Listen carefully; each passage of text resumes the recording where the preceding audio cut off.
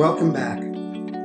All the symptoms of ADHD described in the last video can be found in the DSM-4 and the self-assessment test. But what you don't find there are the emotional symptoms of ADHD. It's only relatively recently that we've begun to acknowledge that there's an emotional side to ADHD. Yet it's very important to understand, maybe more important than everything else. Not surprisingly, folks with ADHD feel overwhelmed. Everybody feels overwhelmed these days, but people with ADHD feel overwhelmed all the time by normal daily tasks of life. And this feeling didn't just start a few months ago, which could be a sign of depression, but has been with them for most of their life. They often feel a sense of dread. It's so much a part of their life for so long that they don't even notice it anymore. It's a feeling of, what's going to happen today that's going to show how screwed up I am?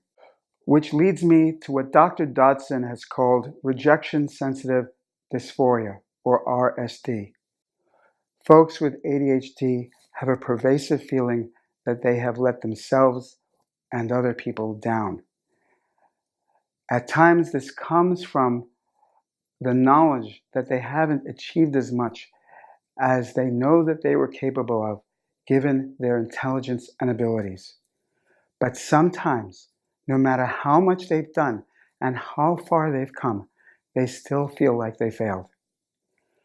The other major aspect of RSD is a terrific sensitivity to the reality or the perception of being criticized, rejected, no longer loved, disapproved of, or scorned.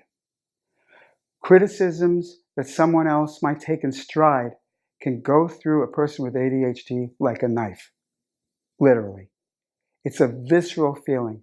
It feels to them like being wounded.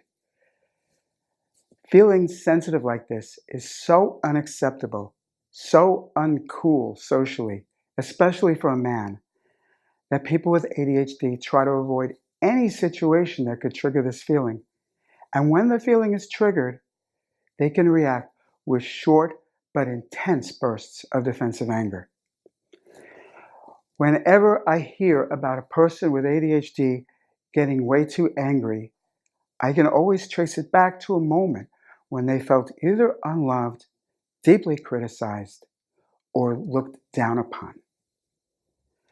Speaking of overwhelmed, you're probably feeling overwhelmed right now.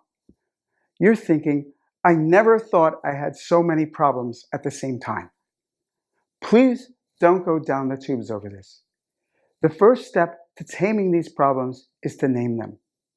You can't fight an enemy until you know what it is. The more you become aware of and understand these problems, the more you can work with them or work around them. Besides, there is so much more to you than these problems. You are so much bigger than them. These are glitches, speed bumps on your journey through this life. They don't have to stop you or mess up your life anymore.